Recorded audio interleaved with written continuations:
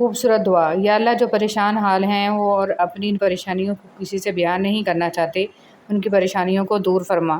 اللہ، تو اپنے نیک بندوں کو جو دیا کرتا ہے وہ ہم سب کو عطا فرما۔ اے اللہ، اتنا عطا کر جتنی تیری شان ہے، اتنے گناہ معاف فرما جتنا تو رحمان ہے، اتنی آزمائشوں سے محفوظ فرما جتنا تو مہربان ہے، اتنی رزق میں فراوانی فرما جتنا تو رازق ہے۔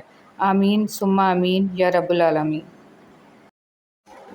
کچھ لوگ بھی بڑے عجیب ہوتے ہیں، ان کو جتنا بھی اپنا سمجھو لیکن وہ ہمیشہ لوگ ہی رہتے ہیں۔ تڑپ ہو اگر ڈھونڈنے کی تو کائنات کا ہر راستہ اللہ کی طرف جاتا ہے۔ رشتوں اور تعلقات کی بقا کے لیے رابطے ضروری ہوتے ہیں، نظر انداز کرنے سے تو اپنے ہاتھوں سے لگائے ہوئے درخت بھی سوکھ جاتے ہیں۔ فرمان مصطفیٰ صلی اللہ علیہ وآلہ وسلم، اگر تم چاہتے ہو کہ تمہارا دل نرم ہو جائے اور تم اپنی مرادوں کو پا لو تو یتیموں پر رحم کیا کرو۔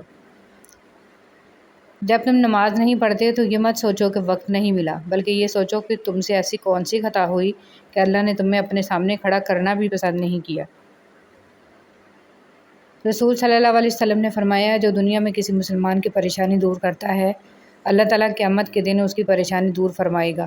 جو کسی تنگ دست کے لیے آسانی پیدا کرتا ہے، اللہ تعالیٰ اس کے لیے دنیا اور آخرت میں آسانیاں پیدا فرما دے گا۔ اور جو بندہ کسی مسلمان کا عیب چھپاتا ہے، اللہ تعالیٰ دنیا اور آخرت میں اس کے عیبوں کو چھپائے گا۔ اللہ تعالیٰ تب تک بندے کی مدد فرماتا رہتا ہے جب تک وہ اپنے مسلمان بھائی کی مدد کرنے میں لگا رہتا ہے۔ جب ہم کسی کے ساتھ زیادتی کر کے اس کا نقصان کر دیتے ہیں تو شاید ہم بھول جاتے ہیں، مگر وقت کبھی نہیں بھولتا۔ وقت وہی سب کچھ اور کئی دفعہ بڑھا چڑھا کر واپس ہماری جھولی میں گرا دیتا ہے۔ فرش والے لاکھ کہیں کہ یہ ممکن نہیں، مگر اس کی ایک کن پر میں نے تقدیریں بدلتی دیکھی ہیں۔ نکاح صرف 4 حروف کا مجموعہ نہیں ہے، نکاح ایک ذمہ داری ہے، ایک عہد ہے، ایک عہد اپنے آپ سے، اپنے ہمسفر سے، 2 گھرانوں سے اور اپنے رب سے۔ لہٰذا اس رشتے کا احترام کیجیے، یہ دنیا کا سب سے پاکیزہ اور سب سے نازک رشتہ ہے۔ کبھی کبھی زندگی اس جگہ آ پہنچتی ہے کہ آگے کوئی راستہ نہیں اور واپسی کا تصور کوئی نہیں، پھر معجزے ہوتے ہیں دعاؤں سے، اور پھر کن فیکون سے تقدیر بدل جاتی ہے۔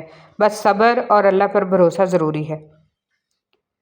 اور سجدے میں جا کر اللہ سے بات کی تو پتہ چلا، وہ آزمائے گا مجھے دنیا کی ہر محبت دکھا کر اور پوچھے گا، بتا کون ہے تیرا میرے سوا۔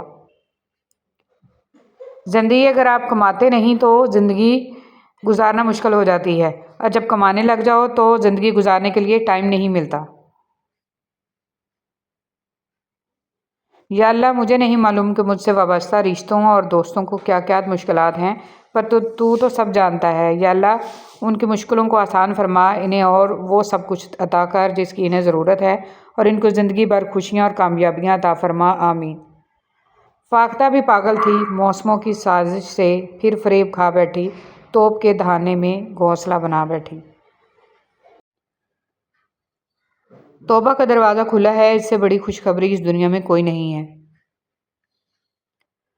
7 گناہگار مرد: بیوی پر ظلم کرنے والا، تکبر کرنے والا، پیسے پر ناز کرنے والا، خاندان بھر کو ذلیل کرنے والا، دکھاوا کرنے والا، ماں باپ کا نافرمان، دکھاوا زیادہ کرے گا اور حاسد ہوگا۔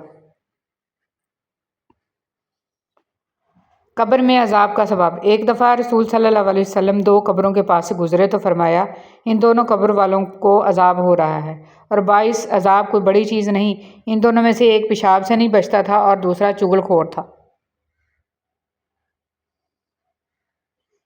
اللہ پاک خوش ہوتے ہیں۔ رسول صلی اللہ علیہ وسلم نے فرمایا، تمہارا رب اپنے بندے کی اس بات سے خوش ہوتا ہے جب وہ کہتا ہے کہ اللہ میرے گناہ بخش دے، کیونکہ تیرے سوا کوئی اور ذات نہیں ہے جو گناہوں کو معاف کر سکے۔ قبولیت کا یقین رکھو: نبی کریم صلی اللہ علیہ وسلم نے ارشاد فرمایا، تم اللہ تعالیٰ سے ایسی حالت میں دعا کیا کرو کہ تم قبولیت کا یقین رکھا کرو، اور یہ جان رکھو کہ اللہ تعالیٰ غفلت سے بھرے دل سے دعا قبول نہیں کرتا۔ انسان کو وہم اور شک سے بچنے کی ہر ممکن کوشش کرنی چاہیے۔ انسان کی زندگی کا دار و مدار خیالات کی لہروں پر قائم ہے۔ جتنے خیالات پاکیزہ ہوں گے، اتنی ہی زندگی پرسکون ہوگی۔ لوگوں سے اسی رفتار سے بات کر کے دیکھیں جس رفتار سے آپ نماز میں سورہ الفاتحہ پڑھتے ہیں۔ کوئی بھی آپ کی بات نہیں سمجھے گا، اور آپ بادشاہوں کے بادشاہ کے ساتھ اس انداز میں بات کرتے ہیں۔ نماز میں سورہ الفاتحہ کو بالکل ہر لفظ کو سمجھ کر پڑھیں، اور آپ کی روح کو سکون مل جائے گا۔ جب انسان اپنی وقت کھو دے تو اس کے لیے بہترین پناہ گاہ خاموشی ہے۔ وضاحت کبھی سچا ثابت نہیں کر سکتی اور ندامت کبھی نعم البدل نہیں ہو سکتی۔ الفاظ کبھی بھی انسان کو اس کا کھویا ہوا مقام واپس نہیں دلا سکتے۔ ہاں، خاموشی مزید تذلیل سے بچا لیتی ہے۔